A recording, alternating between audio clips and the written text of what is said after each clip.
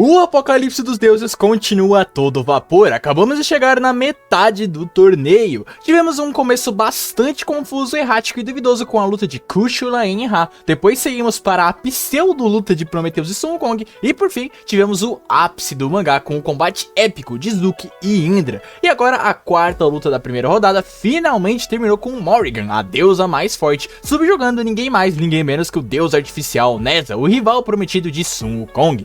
Afinal, será que Apocalipse dos Deuses mostrou que tá em uma crescente de evolução, ou então a última batalha foi somente um ponto fora da curva? É o que vamos descobrir, então vem comigo para mais um vídeo de análise, dessa vez de Morrigan vs Neza, aqui no canal do Shakestein. Como foi feito nos vídeos de análise aos soldados anteriores, nesse vídeo também analisaremos o que eu acho ser os três aspectos essenciais de mangá: a arte, a narrativa e os personagens. Analisando esses pontos, vamos ver se Morrigan vs Neza chegou perto ou superou Indra vs Zuki, ou se ficou ali no nível de medíocre pra ruim, que é Sun Wukong vs Prometheus e Kushula vs Ra. Já aproveitando, se você curte Matsu, curte o conteúdo aqui do canal, por favor se inscreve caso ainda não esteja inscrito. O canal ficou sem vídeo nas últimas semanas e eu preciso da sua ajuda para recuperar o engajamento do canal e batermos a meta dos 8.000 inscritos. Então eu conto com você pra gente chegar nessa meta e o canal voltar à ativa totalmente, beleza? Então agora sim, sem muito mais enrolação, vamos direto para o ponto de arte. Já é sabido faz tempo que a arte de Apocalipse não é boa, em quadros ou páginas normais, especialmente. Os personagens normalmente são muito caricatos, muito duros ou completamente fora de proporção, e em páginas com mais destaque, eles tendem a ter um pouquinho mais de trabalho ali. Alguns casos desse trabalho podem ser vistos, como na página que o Neza tá atacando a Morrigan, a gente vê ali uma Morrigan bem grandona, né, uma boa página essa, a Morrigan não tá literalmente desse tamanho, então uma boa abstração aí dessa página. O problema mesmo é que, eu já comentei isso em outros vídeos inclusive, é que a arte do mangá é muito errática. No mesmo capítulo que a gente tem essa página bem legal da Morrigan que eu comentei, a gente também tem essa caceta aí que tá na tela, esse mini Neza completamente anormal e extremamente esquisito. O problema da arte desse mangá é esse, são os detalhes, que eu acredito ser oriundo da falta de experiência do artista. Um exemplo tá num quadro do capítulo 16, onde o Ares está falando e pelo pouco espaço que o autor deixou ali no quadro, um balão de fala tem que ficar em cima do rosto do Ares, tapando a boca dele, que normalmente é o que vai mostrar pro leitor que aquele personagem tá falando naquele momento, então não deveria ser tapado. Eu sempre reclamei muito dos balões de fala desse mangá, então essa não é uma reclamação nova também. Outra coisa também que é bem constante é páginas tipo essa daqui, da mão da Morrigan, que tá, entre muitas aspas, né, atacando o Neza. E aí o efeito do soco é a mão dela desenhada vazia em um borrão branco na página. Não tem movimento, não tem dinâmica, não tem nada, é só a mão dela solta no splash branco pra tentar simular que é um rastro de energia, e convenhamos que fica extremamente ruim, muito amador. Outro exemplo é aqui quando o Neza tá atacando a Morrigan, e ao invés de mostrar ele de fato atacando a Morrigan, né, ele tá atacando o ar, uma parede branca, o vento. Enfim, deu pra entender aqui o conceito da página, né, mas fica muito feio. Claramente a página foi construída desse jeito, né, com esse borrão branco ao invés da Morrigan, por causa da limitação técnica do artista. Mas também não vou ficar aqui repetindo as mesmas coisas sobre arte. Vamos então para um ponto onde a gente pode falar um pouco mais sobre as novidades desse confronto, que é o ponto de narrativa.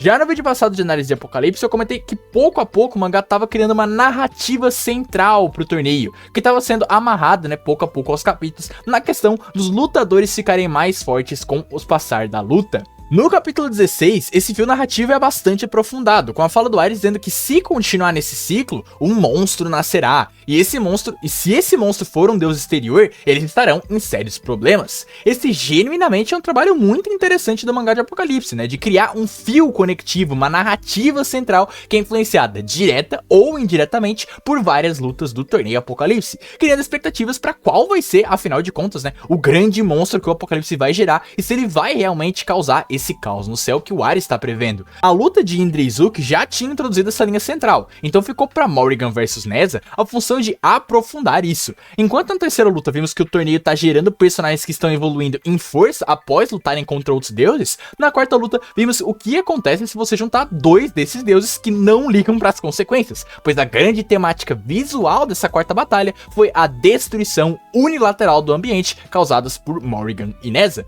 Assim como na luta anterior, essa aqui tem esse diferencial no sentido da dinâmica da luta, que dá a ela um toque único para se separar um pouquinho daquela mesmice de lutas da arena fechada que a gente viu tanto no mangá original de Shumatsu quanto nas primeiras duas lutas desse spin-off. Além disso, essa decisão ainda facilita na coreografia, deixando ela mais simples e com liberdade, além de explicar também aquela coisa de por que os personagens no geral acabam não destruindo tudo em sua volta quando lutam, porque a maioria deles se importa, né, eles tentam não destruir, enquanto a Neza e a Morrigan não se importam em destruir, diferente dos outros que se contêm. O próprio Kushulain tem uma fala ali pro final da luta que deixa isso bem claro. Então é legal que a gente tem essa questão do quão perigoso, né, são esses deuses exteriores se soltando e ficando mais poderosos, e isso sendo mostrado visualmente, né, por meio aí dessa destruição que os dois causaram na arena. Isso não é só dito, né, a Morrigan e o Neza forçam os deuses menores a evacuarem, ou seja, não ficou só na promessa o perigo que esse torneio e esses deuses geram. A gente já viu um pouco do que pode ser causado, por mais que, claro, não teve nenhuma consequência real até agora no mangá, né, mas a gente já tá tendo aí consequências visuais, e quem sabe no futuro o mangá pode trabalhar uma consequência real desses personagens também. E foi aqui que tivemos basicamente a introdução do Neza pro leitor, explicando a sua origem, background e como funciona a sua sub-raça, né, que é um deus artificial. A introdução do Neza e toda essa lore é muito boa e bem construída no ótimo capítulo 16. As cenas que culminam nisso são boas porque seguem um passo lógico, uma construção narrativa dentro do próprio capítulo 16, começando dos irmãos do Wukong, para encontrando o Kushulain, que vai ser o adversário do Sun Wukong, né, indo então pro próprio Sun Wukong, e então do Rei Macaco vem o gancho para apresentar essas informações do Neza de maneira orgânica, mostrando ao leitor sua raça e a sua rivalidade com o deus rebelde, e dele sendo um caçador de deuses exteriores. E falando nisso, apesar da introdução do Neza ser muito boa, ela também tem um furo de roteiro bizarro, que é justamente sobre o Neza ser um caçador de deuses exteriores. No capítulo 1 do mangá, Neza é um dos personagens visualmente representados durante a fala do Hermes sobre deuses exteriores, implicando que ele era também um deus exterior aos céus, assim como Zuki, Ahura Mazda, Ra e etc, todos que estão aí no quadro. Porém, como vimos nessa luta, essa informação foi retconada, ou seja, ela foi mudada. Neza se tornou de um deus exterior para um caçador de deuses exteriores. E eu sei que esse furo não é algo que, meu Deus do céu, acaba com a luta nem nada, mas cara, é um erro muito, mas muito crasso mesmo. Não é coisa pequena, não é detalhe de continuidade, não, é literalmente uma informação muito importante sendo mudada do nada. Talvez esse seja o maior furo de roteiro da história da série de Shumatsu no geral, contando todos os spin-offs e o mangá original também. E obviamente isso é ruim, porque furos de roteiros e retcons forçados quebram a suspensão de descrença e a imersão do leitor lendo o mangá. Eles te tiram da história, assim como me tirou muito. Eu particularmente não consigo tancar esse furo de roteiro descarado do Neza. E falamos bastante do quanto o Neza foi apresentado, mas tivemos algumas poucas informações sobre a Morrigan também, que no geral não foi lá muito interessante. Bom, com ela, o mangá de Apocalipse novamente apresenta e explora mais da lore no geral, desta vez apresentando um torneio de deusas. Não entendi exatamente qual é o objetivo desse conceito, acho que todo mundo concorda que é meio tosco esse conceito de torneio de deusas, né, só banaliza o conceito de torneio no universo de Shumatsu com uma decisão extremamente preguiçosa e repetitiva, parece que tudo nesse universo aí se resolve por meio de torneio. Agora, indo pra parte final e central desse ponto de narrativa, eu queria comentar um pouco sobre a luta em si desses dois. O aspecto luta sempre foi algo muito difícil para esse mangá. Em algumas lutas como Sun Wukong vs Prometheus, falta luta. Em outras como Shulain vs Ra, tem excesso de luta e pouco desenvolvimento dos personagens. E aqui, na batalha de Morrigan vs Neza, eu acredito que seja esse segundo caso mesmo. O capítulo 17 é o responsável por iniciar o combate entre esses dois, e ele é um capítulo bem competente, apresentando bem as habilidades de Neza e definindo uma dinâmica de habilidade dos dois com tentativas e erros do Neza de ferir a Morrigan. A Morrigan tem um estilo de combate bem simples aqui, não tem muito o que eu comentar, reclamar e também não elogiar. Meu problema vai mais com o estilo de luta do Neza. O Neza armazena e reflete energia, ele voa, ele analisa o oponente, ele muda de corpo, ele se regenera, ele tem 1001 habilidades que o elenco tem, mas nenhuma dessas habilidades é verdadeiramente utilizada de maneira prática no combate. Não existe uma aprofundação em suas técnicas, tudo que o Neza faz é uma versão minimalista, simplificada e de pouco impacto que os personagens do elenco fazem. Ele reflete, mas ele também voa, mas ele também muda de arma, e também tem uma transformação, e ele tem uma IA que analisa o oponente. Às vezes eu sinto que esse mangá é escrito por uma criança que pensou, meu personagem é um robô, quais são as habilidades mais genéricas e rasas que eu posso dar pra ele? E vai lá e dá todas essas habilidades sem desenvolver basicamente nenhuma delas. No final, o Neza é a representação do que eu coloquei aí no título, aquilo, ele é visualmente impressionante, um personagem extremamente exagerado, mas sem profundidade. Voa, explode mil e uma coisas, tem mil e uma habilidades, mas nada interessante e com um trabalho digno, como tivemos no mangá original, por exemplo, trabalhando a forma de armadura do King de diferentes maneiras, ou então mostrando os vários lados da vibração do Beelzebub. Não, a necessidade desse mangá parece que é chocar, é exagerar, é surpreender o leitor pelo impacto visual que Shumatsu muitas vezes não causa. Eu entendo que pra alguns isso possa funcionar, né? Um show de luzes ainda é um show de luzes, mas pra mim é só isso mesmo. É um boneco sem muita profundidade em ideais e em técnicas de combate que só servem pra fazer pirula e ser impressionante aos olhos de leitores menos exigentes.